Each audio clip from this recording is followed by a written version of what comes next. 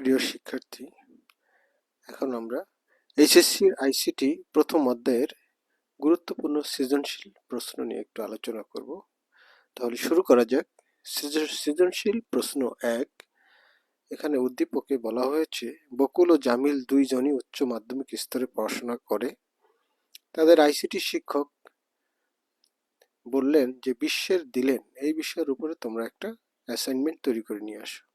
বকুল college library এবং অন্যান্য লাইব্রেরিতে বসে বই পড়ে এবং ইন্টারনেট থেকে তথ্য সংগ্রহ করে। অ্যাসাইনমেন্ট তৈরি করলো। অ্যাসাইনমেন্টে সে সকল তথ্য সূত্র উল্লেখ করলো।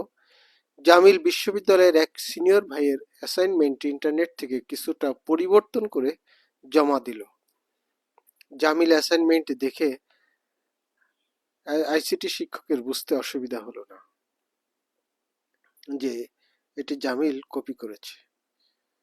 প্রশ্ন, ভার্চুয়াল রিয়েলিটি কি? সেবা। খ, কৃত্রিম বুদ্ধিমত্তার মাধ্যমে মৌলিক গবেষণা সম্ভব নয়, ব্যাখ্যা করো।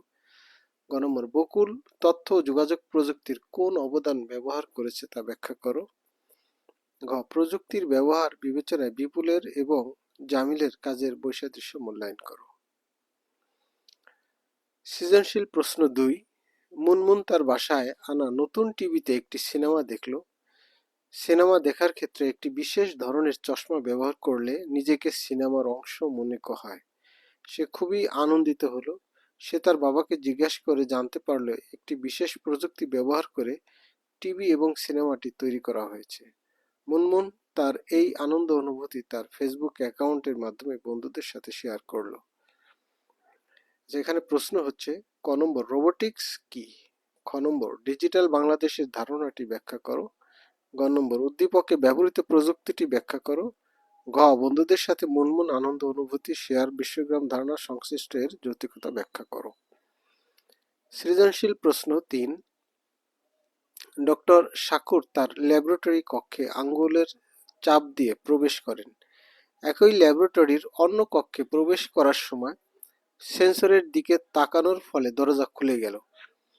একদিন তিনি বন্ধু চিকিৎসকের নিকট গালের আঁচিল অপারেশনের জন্য গেলেন। বন্ধু তাকে স্বল্প সময়ে 20 ডিগ্রি সেলসিয়াস তাপমাত্রায় রক্তপাতহীন অপারেশন করলেন। কিছুক্ষণ পর তিনি তার ল্যাবরেটরিতে ফিরে এসে কাজ শুরু করলেন। ক নম্বর, ভিডিও কনফারেন্সিং কি? প্রশ্ন। খ নম্বর, ঘরে বসে ডাক্তারের চিকিৎসা গ্রহণ করার পদ্ধতিটি ব্যাখ্যা করো। গ নম্বর, ডক্টর শাকুর চিকিৎসায় চিকিৎসক কোন পদ্ধতি ব্যবহার করেছিলেন? ব্যাখ্যা করো।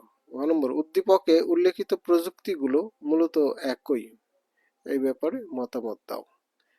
সৃজনশীল প্রশ্ন 4 নম্বর। এখানে উদ্দীপকে বলা হয়েছে, গবেষক শিপন সকালে তার ল্যাবে প্রবেশ করতে গিয়ে দরজা খুলতে পারছেন না, কারণ গতকাল তিনি তার হাতের একটি আঙ্গুল কেটে যাওয়ায় ব্যান্ডেজ করে রেখেছেন। ফলে তাকে বন্ধু শান্ত না আসা পর্যন্ত বাইরে অপেক্ষা করতে হলো।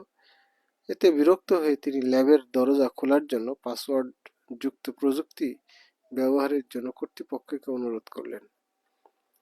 এই উদ্দীপকের প্রশ্নগুলো হচ্ছে, ক নম্বর, রোবট কি?